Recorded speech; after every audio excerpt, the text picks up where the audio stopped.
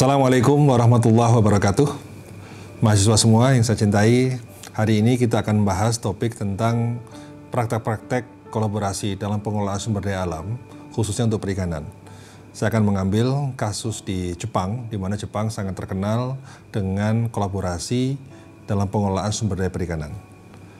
Pengelolaan perikanan menjadi penting karena kita tahu bahwa saat ini terjadi eksploitasi yang sangat besar-besaran, sehingga terjadi overfishing, dan overfishing itu berarti semakin sedikit ikan, semakin banyak kapal. Semakin sedikit ikan, semakin banyak nelayan.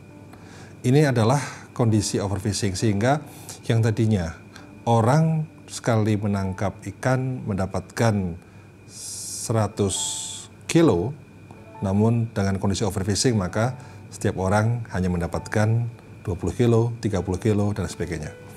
Nah, oleh karena itu pengelolaan perikanan menjadi penting. Tapi bagaimana pengelolaan perikanan itu bisa kita langsungkan? Memang ada beberapa model. Yang pertama adalah model yang berbasis pada negara. Yang berbasis pada negara, artinya negara yang mengelola, pemerintah yang mengelola.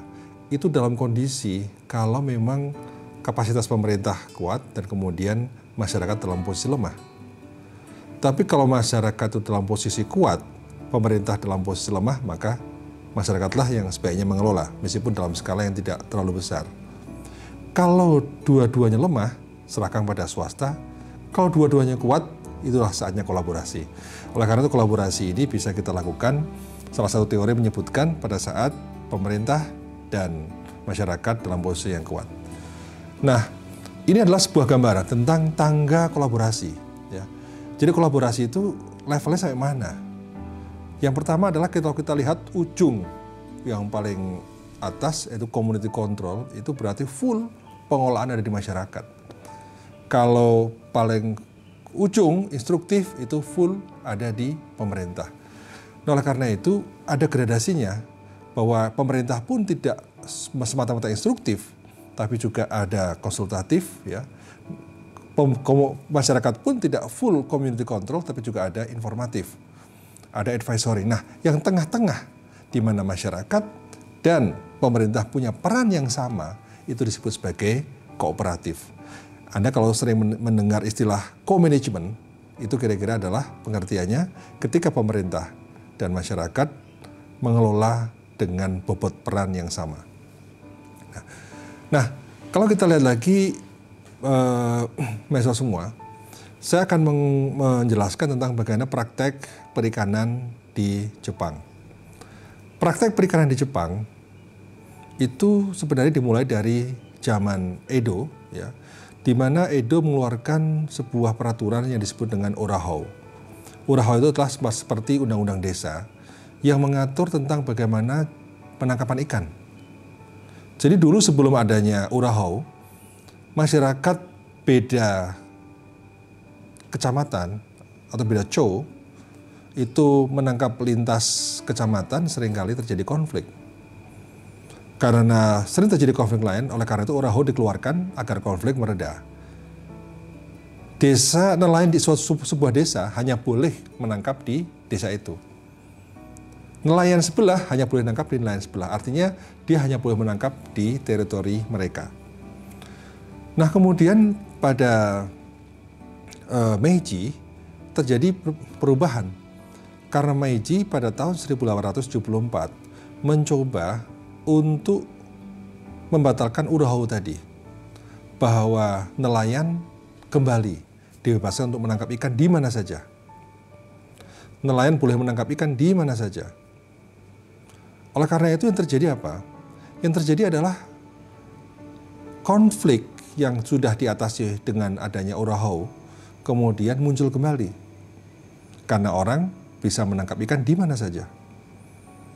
Karena adanya konflik itulah pada tahun 1875, Meiji mengeluarkan peraturan baru, di mana peraturan itu memberikan yang disebut dengan fishing right, yang sebenarnya pada zaman Edo itu sudah diberikan kepada masyarakat untuk menangkap di teritorialnya sendiri. Tapi pada saat Meiji ini dikembalikan substansinya, bahwa masyarakat boleh menangkap ikan di wilayah sendiri dan tidak boleh menangkap ikan di wilayah tempat lain. Bedanya apa? Pada zaman Edo, fishing right itu dibagi oleh tuan-tuan tanah, raja-raja kecil yang ada di daerah pesisir.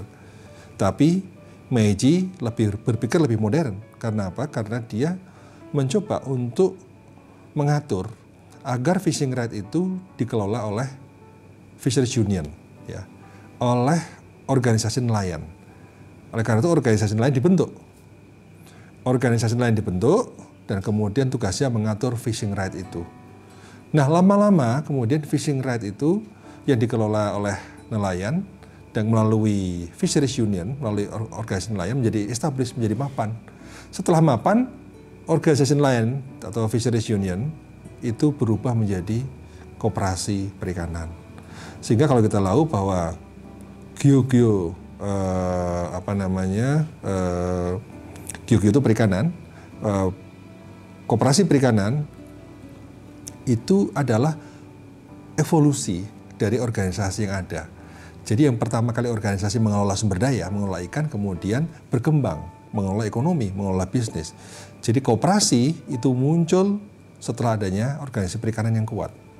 Nah, seringkali ini berbeda dengan di Indonesia. Kalau di Indonesia, koperasi perikanan, koperasi apapun dibangun dulu. Ekonomi dibangun dulu, tapi basis soliditas organisasi di tingkat grassroots itu tidak terlalu kuat. Oleh karena itu, seringkali koperasi tidak berjalan dengan baik dan kurang mengakar. Nah, itulah kira-kira gambaran tentang bagaimana perjalanan sejarah pengelolaan perikanan di Jepang dan sejarah koperasi, sehingga tadi saya namakan sebagai Gyogyo Kumiai, sebagai organisasi di Jepang itu, yang kemudian berkembang lagi pada tahun 1949 ada Undang-Undang Perikanan Jepang, Fisheries Law, yang kemudian berlaku sangat efektif, bahkan sampai sebagian besar poin-poin pentingnya bisa kita lihat sampai hari ini.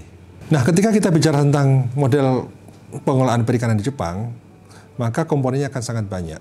Ada nelayan, kemudian ada pemerintah, ada stakeholder dari perikanan, ada stakeholder wilayah pesisir, dan juga ada pelaku-pelaku eksternal.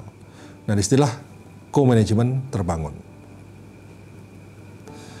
Kalau Anda lihat gambar ini, dalam gambar ini Anda bisa menyaksikan bagaimana contoh setiap koperasi, setiap Gyogyo Kumiai mengelola sumber daya dengan batas yang jelas. Jadi, batas misalnya di paling atas, itu ada semacam gambar segitiga. Itu adalah wilayah koperasi X. Nelayan yang berada di koperasi X hanya boleh menangkap di situ saja. Hanya boleh beroperasi di situ saja.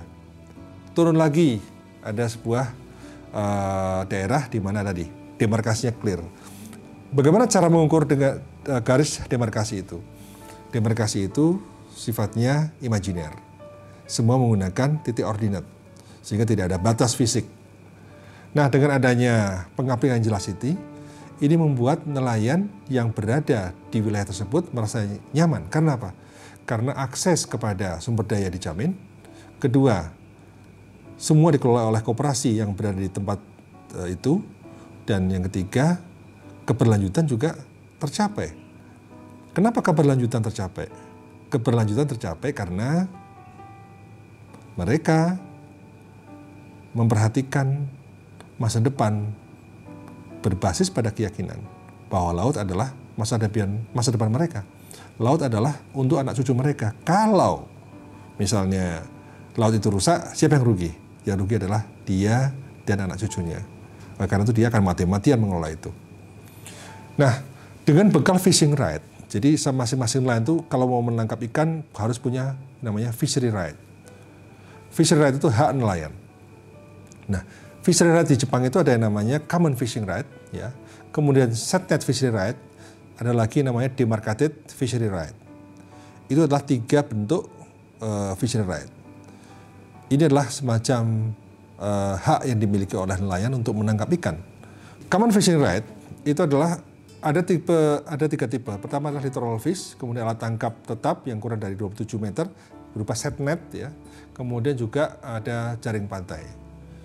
Kemudian yang kedua adalah alat tangkap setnet yang di kedalaman lebih dari 27 meter yang disebut sebagai setnet fishing rod. Jadi menangkap ikan dengan alat yang sifatnya trap, ya, trap net. Yang ketiga adalah jenis fishing rod, demarcated fishing rod.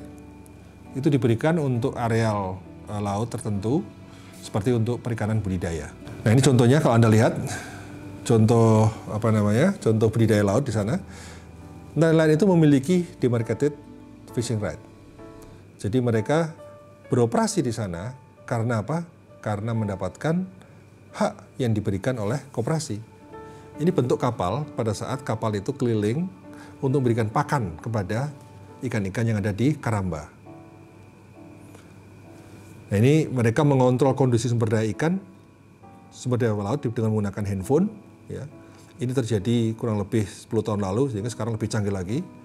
Ini bentuk pelelangan ikan yang orang-orang tua kebanyakan yang mengelola ikan.